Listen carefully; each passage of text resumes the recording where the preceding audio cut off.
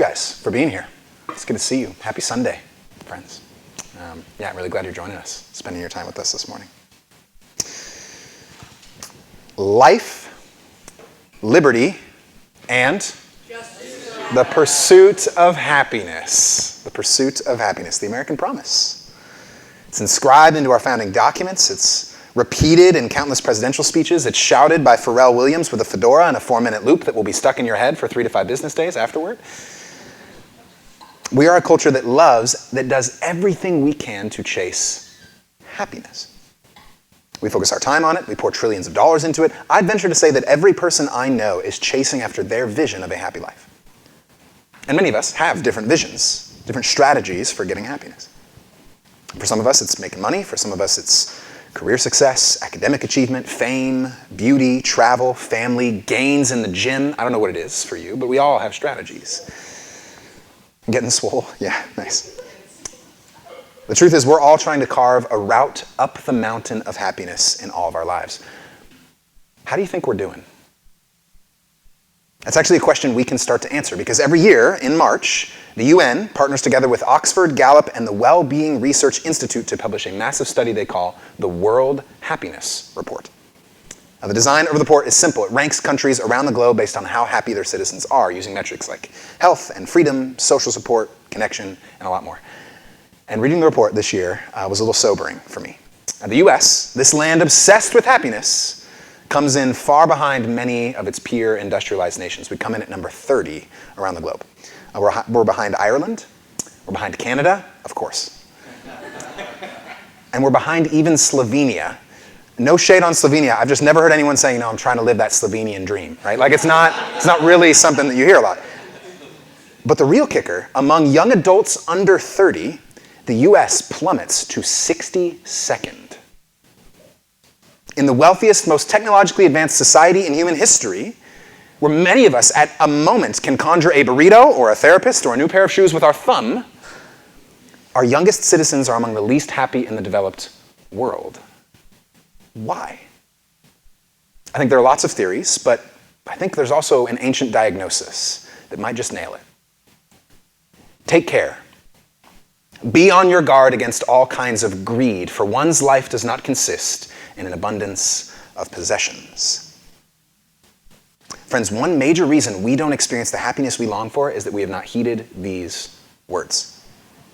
In fact, in our time, we believe the exact opposite of what Jesus says here. We tend to believe that life, things like happiness or wisdom, skill, virtue, peace, joy, we think those things are directly connected to wealth and accumulation. According to a recent study, 60% of Americans claim they would be happier if they had more money. And the result is that 62% of Americans admit to regularly making impulse purchases to improve their mood. And those are just the people willing to admit it. Sociologists are now calling this retail therapy. And I don't know if you noticed, but there are lots of retail therapists out there more than willing to take your money for a session. From fast fashion down to your favorite stores like Target and Starbucks. I know that hits some of you right here. Those are words dipped in poison for you. Our entire society depends on you believing the assumption that life consists in wealth, in obtaining new and more and better things. Our culture is training us into a religion of acquisition. And you actually don't have to take my word for that. As a pastor, you can listen to the people who are actually doing this. There's a guy named Victor Lebo, who's one of the fathers of modern retail. He described the strategies of American companies this way back in the 50s. He said, our enormously productive economy demands that we make consumption our way of life, that we convert the buying and use of goods into rituals, that we seek our spiritual satisfaction, our ego satisfaction in consumption. The greater the pressures upon the individual to conform to safe and accepted social standards, the more he tends to express his aspirations and his individuality in terms of what he wears, drives, eats, his home, his car, his food, his hobbies. These words are striking. We need things consumed, burned up, worn out, replaced, and discarded at an ever-increasing pace. We need to have people eat, drink, ride, live with ever more complicated and therefore constantly more expensive consumption. Everywhere we go, we're being conditioned to believe that life consists in an abundance of possessions. But every one of us in this room is a smart person. Many of us have college degrees, master's degrees, some of us. It may be that the masses fall for this sort of propaganda, but me, moi, never. Maybe those greedy people out there, not me. Brace yourselves. The average millennial buys 60% more clothing than previous generations, and they keep that clothing half as long. 63% of millennials say their spending rises automatically when their income increases. 88% of millennials say social media causes comparison and directly influences their spending habits. The average American home has tripled in size over the last 50 years, despite the fact that the average American family has dropped in size, and the average home contains more than 300,000 items in it. We consume twice as many material goods as we did 50 years ago. In America right now, we have 4% of the world's children, but 40% of the world's toys. 60% of Americans making $100,000 or more a year say they still felt financially behind. And residents of Phoenix reported last year that a happy and comfortable life would require a net worth of $650,000. You guys, yeah, that was a lot of information. I'll post the notes later. You can share them. I can share them with you. You guys, I will be the first to acknowledge how brutal much of our economic realities are. Inflation is a real thing. Rent is insane. Things are tough, especially in our city. I get it, and it's important for us to address those dynamics. But even if those things were fixed tomorrow, the truth is that many of us have allowed a posture of heart to take over our lives in ways that are sending us into spiritual and emotional and moral ruin when it comes to money. There's a sociologist at Princeton named Robert Wuthnow who I think illustrated this perfectly. He performed a massive study on American views of work, religion, and money, and then he published that study in a book called God and Mammon in America, which is just a sick title. Now, one of his findings was particularly striking to me. He said that 90% of Americans he polled claimed selfishness of the wealthy and the material conditions of the poor are a real problem. 90% of Americans agree selfishness of the wealthy, material conditions of the poor, a problem. 80% of those same people said that having a beautiful home and a new car is very important to them. Do you see what we're saying? We know there's a problem, it's just not with me. We want justice, just not at the expense of my granite countertops and two-car garage. I know things need to change, but I can't actually imagine making that change in my own life. That's a heart problem, friends. Here's how Wuthnow summarizes. He says, we live in a materialist culture. We want money and possessions, and very few people have heard a powerful voice telling them to resist those impulses, or how to resist those impulses. Organized religion has not done a good job of challenging people to examine their lifestyles. The point isn't that we're all just strapped. It's a matter of making moral choices about how we use our resources. You guys, money is not neutral. It has spiritual power. It does things to us. That's why Jesus emphasized it all over his ministry. New Testament scholars say that nearly half of Jesus' parables and 25% of his teachings dealt with money directly, more than any other specific subject. Imagine if every 4 sermons were about money at Midtown. Not many of us would still be in this room, I don't think. But Jesus doesn't talk about money from a place of institutional power. We have to remember that. He wasn't raising money for a new building addition or forcing people to give more money to the church so he could get a bigger salary. He spoke so often about this because he truly believed that a life of happiness, a life shot through with lasting goodness and peace and joy and love, could only ever be experienced if we defeated the spiritual power of money in our lives. This wasn't a funding issue for him, it was a formation issue. And that's why we're starting this new series with this amazing sermon graphic here at Midtown. We want to become people who allow Jesus' life-giving presence and power to pervade every part of our lives, including our pocketbooks. We're calling the series Free from the Power of Money, and that's intentional as a title for a couple different reasons. First, in my conversations with so many people here inside Midtown and also people outside Midtown, there is a persistent hum of anxiety and agony that comes with money for many of us. It has a power that almost hangs over our heads like a cloud. And yet in Jesus, we find a man who owned little to nothing, who led a simple life of contented trust in God on the margins of society. And all of us see him at least as a great model for life, if not our Lord and Savior. And that, Jesus says, there is freedom from the power of money if we're willing to receive what he has for us. And second thing, we want to be clear that money itself is not necessarily the problem. It's the way that it has power over us. As the author of the letter of 1 Timothy puts it, the love of money is a root of all kinds of evil. Not money itself, but the love of money, the obsessive chasing after money.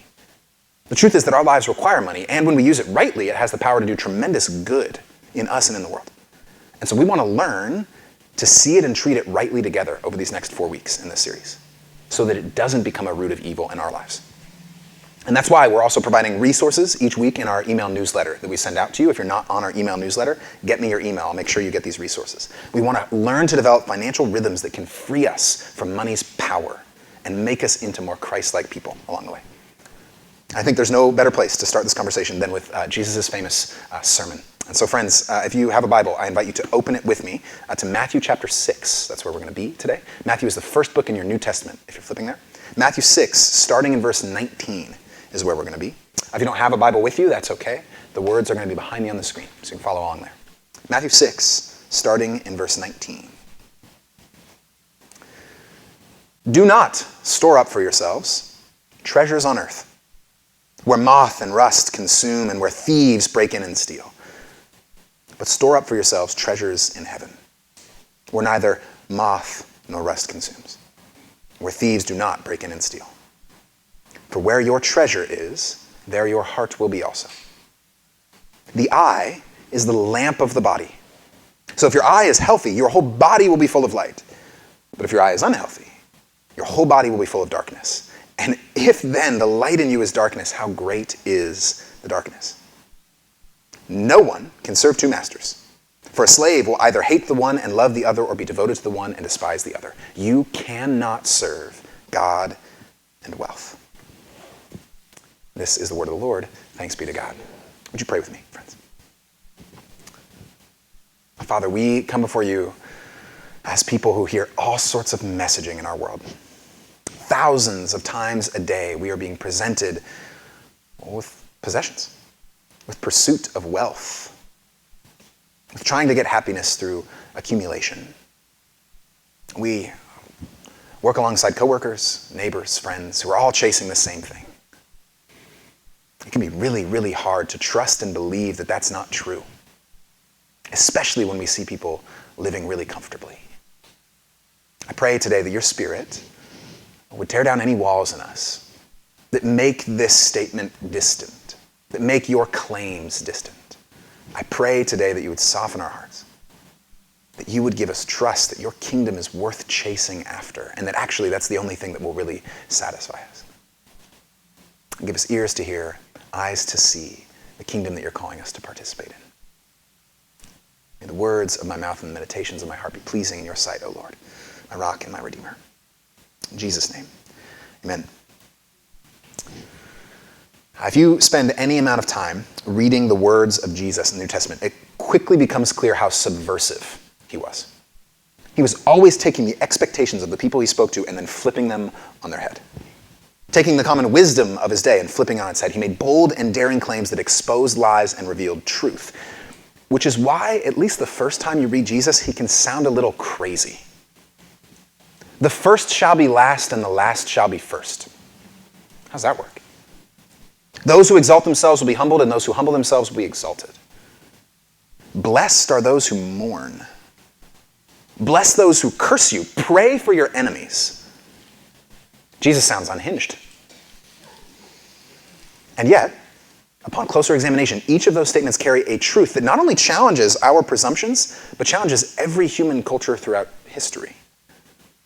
See, what Jesus says is so counterintuitive that if we actually took him seriously, if we just took seriously what Jesus says, it would make us into a society that is like none other on the face of the earth. That's actually what this whole section of Scripture is about. We call it the Sermon on the Mount. And it's basically Jesus' outline for what this new transformative community of his followers will look like in the world. So far in this sermon, he's talked about justice, sex, violence, and power, the easy stuff, you know? All those things you were told never to bring up at your family dinner table, Jesus is interested in talking through those things. Because the truth is that we all carry assumptions in each of those areas that need to be challenged. Be careful when you read the Sermon on the Mount, because you are bound to get confronted by Jesus' words in ways that will shake you up. And now, about halfway through the sermon, Jesus lands on the topic of money, and you can almost hear him talking through the page to us as contemporary Americans. I think there's two main things that Jesus tells us about money here, two things that I think we can learn from together. He shows us first how money enslaves us, and second, where we find freedom from, the power of money. Where it enslaves us and where we find freedom. First, how money enslaves us. He starts with interesting imagery in verse 19. He says, don't store up treasures on earth where moth and rust destroy and where thieves break in and steal. He's telling us, in other words there, that earthly treasures, money, lie to us. They always overpromise and underdeliver. One of the most tangible examples of this in my life happened just a few years back. Growing up, I loved baseball. And part of loving baseball meant collecting baseball cards. That's actually always been a part of baseball culture. Cards are collector's items that have tended throughout history to gain a lot of value over time. Just to give you some perspective, this T206 Honus Wagner card, some of you may recognize it, it's from the early 1900s. It's considered one of the most valuable single pieces of sports memorabilia ever made. It was produced and sold by the American Tobacco Company, so it came back in the day attached to cigarette packs. But Wagner didn't like the idea of his face being used to promote smoking to kids and fans, and so he banned the production of the card, and only a few were ever made. Fast forward to 2016, a T206 Honus Wagner card sold at auction for $3.12 million. A small piece of cardboard. So flashback to young Clint. You can almost see the dollar signs lighting up in my eyes, right? I got my hands on as many cards as I could because one day they'd make me millions. It's clearly happened, right? I stashed all these cards in massive books, and over time, in many moves, they went from boxes to garages to trunks of cars and so forth. And a couple years back, I rediscovered my collection. And I found some gems in there. I had a Barry Bonds rookie card, a Greg Maddux rookie card, classic Raleigh Fingers and Ricky Henderson's cards. And as I was looking through them, I found one of my favorites. It was a Ken Griffey Jr. Special Edition card. And I was like, I need to hold this. So I pulled it out of the protective sleeve to get a closer look, and literally as I took it out, it began to dissolve and crumble in my hand. Something about the heat from all the moves, something about where I was keeping it, that card was toast. The earthly treasure that I had stored up, moth and rust, had completely destroyed. All of us in this room have an instinct from early on in life to store up treasures on earth. Maybe for you it wasn't baseball cards, maybe it was Barbies, or Hot Wheels, or Legos, or cool action figures. It's really amazing to think back to the things we felt it was wise to store up when we were like 8, right? Have you ever had that moment, like searching through your old bedroom at your parents' house, and you're like, why do I have 130 Starburst wrappers? Like, why did I think that was a good idea to store up? Just a hypothetical example for you. But guys, many of us don't learn from this. As we age, we just get more sophisticated about the things that we store up that will inevitably decay. It's not action figures anymore, it's numbers in a bank account, or degrees on a wall, or shares in a company. Maybe for you, it's like, actually, it's still action figures for me, if we're being honest. And if that's you, we're happy you're here, out of your mom's basement and here. Really, really happy. Thanks for joining us. No, all joking aside, why do we do this? Why do we all, in our own ways, hoard and anxiously store up? It's because we're trying to deal with two main things in our lives, insecurity and fear. We think that storing up wealth will somehow give us a sense of security in the midst of a world that feels constantly in flux. But anyone who is an adult living through 2008 will tell you that kind of resolute security is an illusion. It can all be taken away in a moment. As the author of Proverbs put it, do not wear yourself out to get rich. Be wise enough to desist. When your eyes light upon it, it is gone, for suddenly it takes wings to itself, flying like an eagle towards heaven. Picturing a stack of hundreds with wings flying away. Right? And if it's not insecurity that we're trying to deal with, it's fear. We are people who are terrified of not having enough. Terrified of missing out. Terrified of not leading a happy and fulfilling life. And so we will let money run our lives to try to deal with our fears. Retail therapy. But once again, money lies. When we store up to resolve our fear, the fear doesn't go away. It actually gets amplified. Because we'll become constantly anxious about obtaining a little bit more, chasing a satisfaction that never really comes. Or we'll become fearful of losing what we have, utterly paranoid about every economic downturn, about gas prices, or egg prices. That's the latest one for us, right? Counter to what we would expect, more money doesn't bring us more security or peace. In fact, the exact opposite is true. And this has been proved in studies. There was a landmark 2010 study from Princeton. They found that once a person hits a basic income threshold of meeting their needs and not having to live paycheck to paycheck, happiness does not meaningfully increase no matter how much income they gain more. There is no marked increase after right around what we would call lower middle class. There is no marked increase in reported happiness as people get more money. In fact, it's like a bell curve. And eventually, happiness starts to decrease. The wealthiest people struggle with things like depression and anxiety and loneliness at an increased rate in comparison to those who are less wealthy. As Arthur Schopenhauer put it, wealth is like seawater. The more we drink it, the thirstier we become. Money is lying to you, friends. And its lies will only ever further enslave you into a cycle of insecurity and fear. It enslaves us through lies. But it also enslaves us by blinding us. Look at verses 22 through 23. The eye is the lamp of the body. So if your eye is healthy, your whole body will be full of light. But if your eye is unhealthy, your whole body will be full of darkness. And at first that seems like a really weird detour from Jesus. He's going from talk of treasure to talk of eyes and light. What he's actually doing is providing a remarkable glimpse into the way that money is spiritually forming us. And the image is really simple. If you're in a well-lit room, it's easy to navigate that room and avoid bumping into things, right? But if it's dark, you are guaranteed to stub your toe on the couch, which we all know is the most painful thing humans can endure, right? Just offended every mom who's ever given birth in their life today. But now, imagine that your eye is like a lamp. That whatever your eye is pointed to, that thing will be illuminated so that you can navigate the room without bumping into the furniture. But imagine if that lamp of your eye was turned off. You're cooked. Jesus is saying simply that if your eye is focused on the right thing, it will light up your life. If your eye is focused on the right thing, it will light up your life. And if your eye is focused on the wrong thing, it will utterly blind you and ruin you. Which is great as an image, but what does that have to do with money, right? It must have something to do with money, because just before this, Jesus talked about money. Just after this, he talks about money. Here's what Jesus is saying. Money blinds us.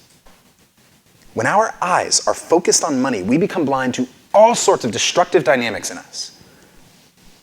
One other way you can tell this, there's a scholar I read this week that points out that the phrase healthy eye was actually a maxim back in the day for being generous.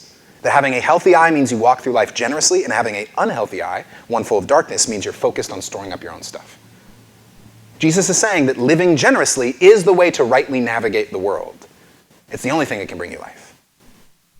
There's a scholar named Ulrich Luz who talks about this. He says, when your eye is not in order, that is your generosity with possessions, then your whole body will be filled with darkness. The way we relate to material things exposes the whole of our life. And so Jesus is saying that if you walk through life stingy, focused on accumulation or self-protection, you will actually be completely blind and destroy your soul in the process. And I actually think experientially this bears itself out. Money blinds us to its influence in our lives, for instance. See, most vices, when we practice them, they're obvious to us. When you're lying, you know you're lying. Right? When you blow up in anger towards someone, it's obvious. When you commit adultery, it's no mystery. You're not like, you're not my wife. Right? It's not how it works with adultery.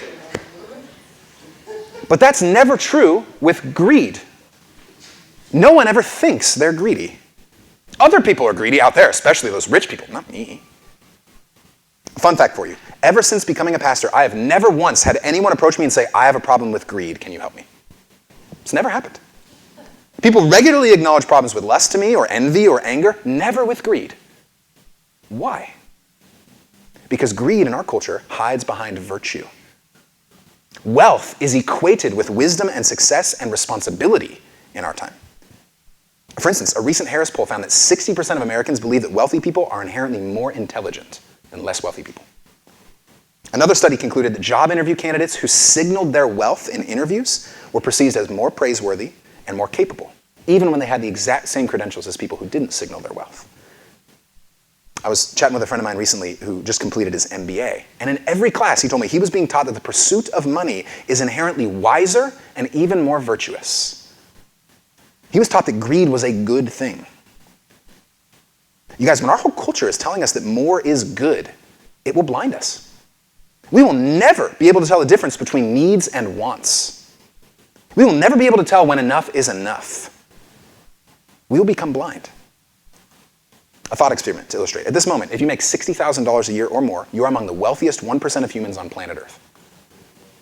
At this moment, 4 out of 10 of the families in the Garfield neighborhood just south of us live below the poverty line. From every possible measure, most of us in this room live with a remarkable degree of wealth and comfort, and most of our immediate neighbors don't. Most of us genuinely do not need more, while others genuinely do need more. Now, keeping that in mind, think about where your money has gone over the last month. Towards clothes, to be hung in closets that are already full.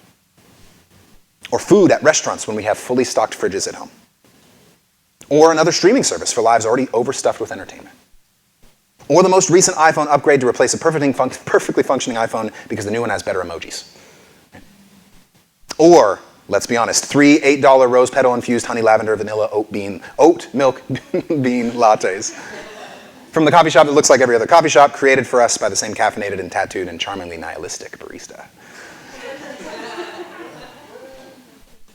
You guys, despite both our lack of need and the exorbitant needs of the world around us, most of our lives and our budgets prove we are blind to the way that money is influencing us.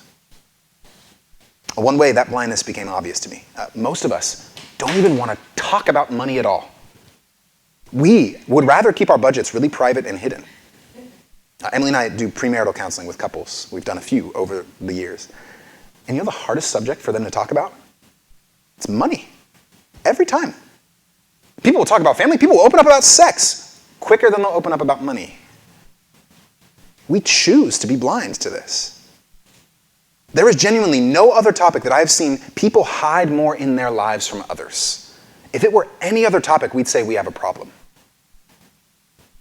To illustrate this in your own heart, imagine showing someone else, even your friend, your full budget, everything you spent on in the last 6 months. What's that do in your heart? Do you even have a budget? Have you not even created one because you don't want to consider where your money's going? Imagine inviting a friend to look at your budget and asking them, hey, am I spending too much on clothing or furniture?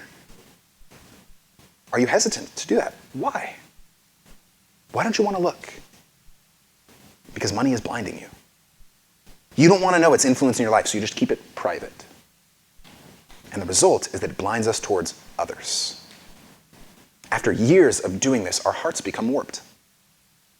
Think about it for you. When you get a surprise influx of money that you don't need, what is your immediate instinct? Is it to save for yourself? Is it to spend for yourself? Or think about when you're presented with the opportunity to give your money away to someone else in need. What's your gut response? For many of us, it's worry about giving my things away, fear or stinginess. We immediately jump to the question, if I give this away, what will happen to me? But that's not the Jesus question. The Jesus question is if I don't give this money away, what will happen to them? There's a good friend of mine who had a great-grandmother who's German. She lived through World War II. We'll call her Anna for the sake of this story. Anna was the mother in a poor German Christian family. And every day they baked one loaf of bread that would last the day for their family. They'd eat it throughout the day at every meal together. And then they'd bake another loaf for the next day. But when the Nazis started to take over in the 40s, she and her husband agonized over what they could do to resist this empire and power. They agonized over it. They prayed over it. They longed to help, but they had such little resources, such little power. But then, eventually, Anna saw an opportunity. As the war raged on, concentration camps were being built. And there was a train station right near Anna's house that would transport prisoners, and it was the last stop before the nearest camp. And so numerous days each week, when the train would stop at the station full of Jews headed to untold hunger and pain and devastation and death, Anna would take their families one loaf of bread, break it up, and give it away to the people on the train. And her daughter, my friend's grandmother, would witness this as a little girl, and she grew frustrated with what she saw in her mom. She said, Mama, why are you giving our bread away? We need to eat. And Anna, while continuing to hand it out, simply replied, we'll have bread to eat tomorrow, my love. These people won't. You guys, when you put your heart on things that rust, your heart will rust with them. A heart that's made of gold is a heart that stops beating for others. Which is why, in verse 24, Jesus uses the strong language he does. He says, you cannot serve God and wealth. Not you shouldn't. Not it's not a good idea. You cannot. You will either live with God and for God in his sacrificial, generous kingdom, or you will live with wealth and self-protection as the main thing. Those are your options. The word that Jesus uses that we translate wealth here makes this really clear. It's the Aramaic word mammon, which in Jesus' time was a word that described a spiritual power. Gregory of Nyssa, who's a 4th century theologian, he saw mammon as another name for Beelzebub, which is an ancient Philistine and Canaanite god of wealth. Mammon is a spiritual personification of money. Jesus is saying that money is a rival god, and it will dictate your heart and life. And so if you really want to know the God you worship, look at the things you spend your money on. Look at where money just freely flows from you. The money you spend without even thinking. Because whatever that thing is, it will show you what your real God is. Guys, I'll be a little vulnerable with you. This week I was tracing where my money tends to go most freely in my life, and I discovered a false god. Books. Books for me. It sounds a little silly, but it's true. I'm stingy with all sorts of things in my life. Ask my wife. But if you give me an opportunity to buy a book, I won't think twice. Take my money. I want that book. And where my treasure is, there my heart is. I found that oftentimes I worship my own knowledge, or the appearance of my knowledge, before others. I want you all to believe that I have things figured out. And so I will never hesitate to buy more books. I followed the money, and I found my false god. But enough about me. I want to make you miserable too. Where does your money fly out of your pocket involuntarily? Clothes? Beauty? Food? Coffee? Savings or investments? Where in your life is it hard for you to imagine moving money away from that category in order to give it away? Where does it seem impossible for you to take money from there and give it away to the poor? It's precisely there that mammon might have grabbed your heart. It's precisely there that you'll find your false god. It's money, friends. It's enslaving us by lying and blinding us. But, for as pointed as Jesus is with his words here, he doesn't just leave us with the slavery of money. He also shows us where true freedom can come from. 2 quick practical things he shows us on how we can be free from the slavery of money. First thing is we need to relocate our treasure. Listen again to Jesus' words. Store up for yourselves treasures in heaven. One thing we quickly overlook in that statement, Jesus doesn't rebuke storing up. He doesn't say don't store up treasure. See, for Jesus, the problem isn't that we want to store up or accumulate treasure. It's that we store up in the wrong place, on earth rather than in heaven. So Jesus is not saying remove your desire to store up. He's saying relocate that desire towards the right thing. We need to store up treasures in heaven. But when we hear that phrase, it also feels a little ethereal, because when we think of heaven, we imagine some distant place in the clouds, oftentimes, the place we go after we die. But that isn't Jesus' idea of heaven. That's not what he means.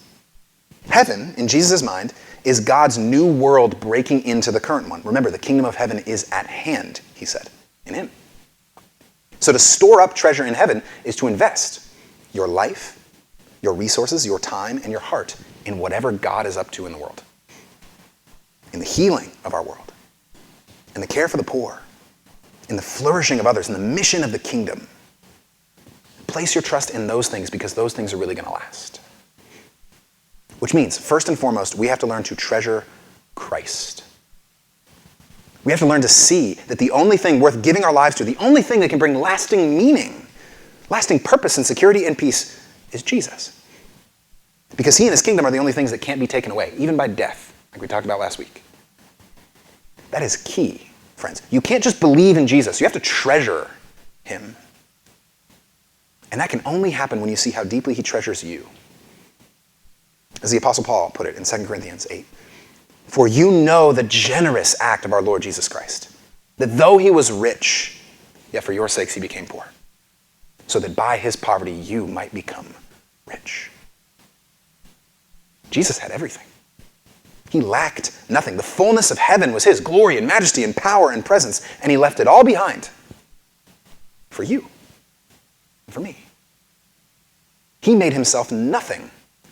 Jesus entered into a life of poverty, not just financially, but relationally, socially and emotionally. He was born into obscurity. He lived without a home. He died without possessions. He was buried in a borrowed tomb. The richest being in existence, the source of all life, chose total poverty So that all of us, hoarders and graspers and treasure chasers, could finally be free from the lies and blindness of money. So that we could finally be rich in the things that matter, like a real lasting identity, like peace and joy, like life without insecurity and fear. Friends, it is only when you see how Christ has treasured you and the treasure that is now already yours in him that you can loosen the grip of mammon on your heart. We need to be undone by Jesus' generosity to see with clarity that no earthly treasure can compare with what he has given us. And when that happens, when we relocate our treasure in Jesus, we'll find ourselves free to embrace his self-giving generosity in our own lives. Because we'll no longer act attached to earthly treasure as the harbinger of our value. Our hearts will learn to treasure what Christ treasures. That's a part of what he means by storing up treasures in heaven. It means putting our worldly resources into the things that Christ loves most, the things that Christ treasures. Using our resources for the sake of the most vulnerable and needy and marginalized. See, the most concrete, practical way to have treasure in heaven is to give what you have away to those in need. That is the most concrete way to have treasure in heaven. Now, there's a story from church history that I haven't been able to shake this week in thinking through this passage. Way back in the 3rd century, there was a guy named Lawrence. He was a deacon in the church during a time of intense Roman persecution. And so he was primarily responsible for caring for the poor and the widow and the sick and the orphan. But one day he was approached by the prefect of Rome, who wasn't a fan of Christians and definitely wasn't a fan of Lawrence. And this prefect had heard that the new Christian church had been growing immensely in their wealth because they were so generous with one another. He thought the church was just abounding in treasure. And so he came to Lawrence and he demanded that he hand over all of the treasure of the church. And Lawrence responded, all right, I can do that. Just come back in 3 days so I can get everything in order. And so 3 days later, the prefect showed up, expecting to be given gold and clothes and property. But instead, Lawrence welcomed him to a large room full of hundreds of the neediest people. The poor, the blind, the elderly, the disabled, the orphaned. And Lawrence said plainly, I can imagine with a smile, he said, here you are. These are the treasures of the church. He was executed immediately after. But friends, he saw what Jesus saw. He saw that real wealth and real treasure is in giving to those in need, in giving your life away for them.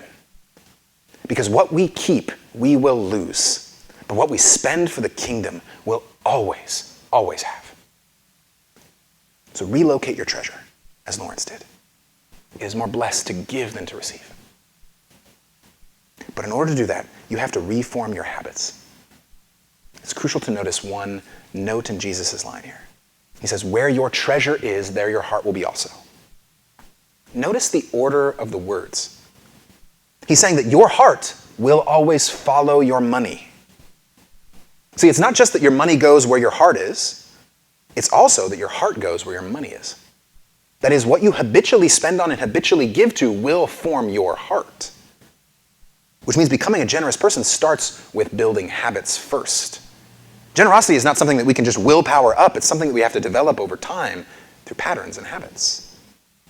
It can't be a one-time event. It can't be random acts of kindness that highlight a life still mostly lived for ourselves. A life of generosity is habitual. And so you have to build it in your daily, monthly, yearly rhythms. We can't flip a switch and make this happen. We've got years of habits and assumptions working against us. So if you want a generous heart, build new habits. Give up eating out once a month to sponsor a child who can't eat right now. Commit to increasing your giving to Midtown by 1% each month, working up to 10% over a year.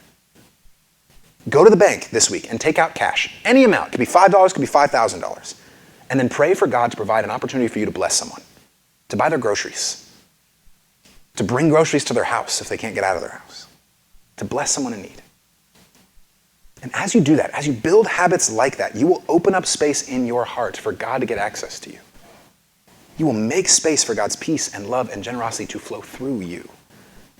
And it will change you. It will spiritually transform you. Generous people, friends, the data backs this up, are happier and healthier. They have lower levels of depression and anxiety. They have better relationships. They have higher life expectancy. They laugh more. Because when we give, it stimulates the same dopamine release center in our brains as when we eat a really good meal. It causes our body to well up with feelings of happiness. There's one study I read this week that said that generosity equaling happiness is a universal feature of human psychology. That as we give, we become more the people we're made to be. Hillary Davidson and Christian Smith put it this way. They're great researchers on this paradox of generosity. They say, people rightly say that money cannot buy happiness, but money and happiness are still related in a curious way. Happiness can be the result not of spending more on oneself, but rather of giving money away to others. The data examined here shows this not just to be simply a nice idea, but a social scientific fact. And think about it in your own life. Think of the most generous person you know. Are they unhappy?